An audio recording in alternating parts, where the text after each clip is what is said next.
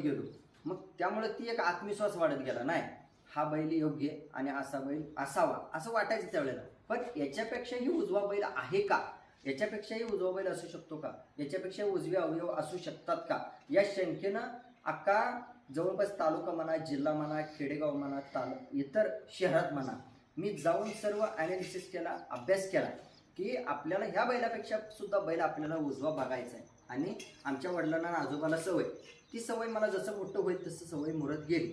ती सवय मुरत गेल्यानंतर आम्ही बैल शोधत शोधत शोधत बघायचो की हा बैल कसा आहे, तो बैल कसा आहे, तो बैल कसा आहे, हा बैल कसा आहे. मंडळी लक्षात ठेवा, तर त्या बैलासारखा बैल परत आम्हाला शोधायचा होता, किंवा अर्थात त्या बैलाचे अवयव परत जन्माला यावे असं वाटायचं काय लोकांना. म्हणजे एक प्रेम झालं होतं जनतेचं, किंवा जे आखीवरेखीव पूर्वी काटाळपणा आपण बारकावा म्हणतो, पिळजारपणा म्हणतो, तर त्या गोष्टी त्या बैलांमध्ये दिसून यायच्या. त्याच्यामुळं त्या बैलाची वाहवा वास्तव पद्धतीने झाली होती. त्यावेळेला जास्त मीडियाचा भर नव्हता, अनेक फोटोग्राफर नव्हते, अनेक व्हिडिओग्राफर नव्हते, कोणी नव्हतं. तर तो अंगोपती त्या बैलाची जाहिरात होती. म्हणजे त्याच्या रक्तातच ते गुण शेतकऱ्यांना पाहिजे ते होते. म्हणून तो बैल जगाला दिसला, जगाला सांगितला, तोंडावाटी जाहिरात झाली.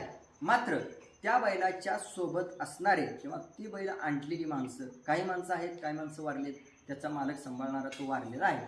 मात्र त्या गोष्टी खात्री करून घेण्यासाठी, तो बैल कसा होता बघण्यासाठी, अवयव कसे होते बघण्यासाठी, गुणधर्म कसे होते जाणून घेण्यासाठी मला जिथं जायचं आहे तिथं माझ्या स्वतःच्या पैशानं, स्वतःच्या खर्चानं मी तिथंपर्यंत पोचलो, आवर्जून पोचलो. का तर त्या बैलाची खात्री करण्यासाठी, जाणून घेण्यासाठी, वंशावळ जाणून घेण्यासाठी, कुठल्या गाईच्या पोटी जन्मला, कुठल्या बैलाच्या पोटी जन्मला, ह्या गोष्टी मला जाणून घ्यायच्या होत्या.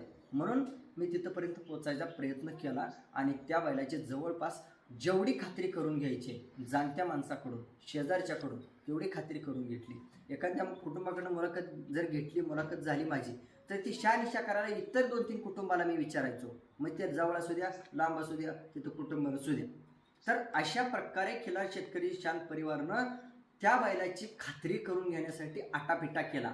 आणि प्रथम त्या बैलाची माहिती, त्या बैलाची मुलाखत ही मला कुठं दिसून आली नाही. तेवढा वेग कोणी घेतला नव्हता किंवा तेवढा भर कोणी दिला नव्हता. तो भर मी द्यायचा प्रयत्न केला. तर माझ्या एक स्वतःच्या आवडीसाठी म्हणा, छंदासाठी म्हणा, अभ्यासासाठी मला त्यावेळेला वाटलं नव्हतं की मी जे काही कष्ट करणार आहे, मी जो काही विचार करणार आहे, त्या विचाराचा, तो कष्टाचा जगाला फायदा होईल, जग वापर करून घेईल आणि त्यानंतर ते जगाला अंमलात आणता येईल, हे स्वप्नात सुद्धा नव्हतं. म्हणजे आज त्या गोष्टी घडतायत. म्हणून आज असा व्हिडिओ मला बनवावासा वाटतो, किंवा त्याची रेग ना रेग म्हणा, त्याची शब्द ना शब्द, हे सगळं तुमच्यापर्यंत पोच करावंसं वाटतंय, म्हणून मी सांगितलं तुम्हाला.